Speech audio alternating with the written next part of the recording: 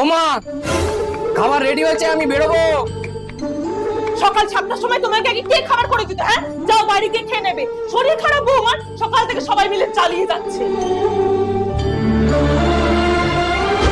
আরে চা দাও গো, হ্যাঁ, একটু তাড়াতাড়ি। এই এখনো শুয়ে যা, বৌমার হেল্প কর। যেই একটা মানুষ এসছে অমনি তোকে সুখ বেড়ে গেছে, তাই না? যা। এই বাথরুমে প্যান কেন রেখেছিস? বৌমাকে দিয়ে ধোয়ানোর জন্য না? ছোটবেলা থেকে কি শিখেছি? হ্যাঁ, যা গিয়ে ধো। মা, একটা কথা বলার ছিল। এটাই না যে আমি তোমাকে এত সাপোর্ট কেন করি? দেখো, মেয়েরা বাপের বাড়িতে অনেক আদর যত্নে মানুষ হয়, আর শ্বশুর বাড়ি আসলে এক ধাক্কায় পুরো জীবনটা পাল্টে যায়। সবাই তাকে গোলাম মনে করে, ঠিক যেমনটা আমার সাথে হয়েছিল। কিন্তু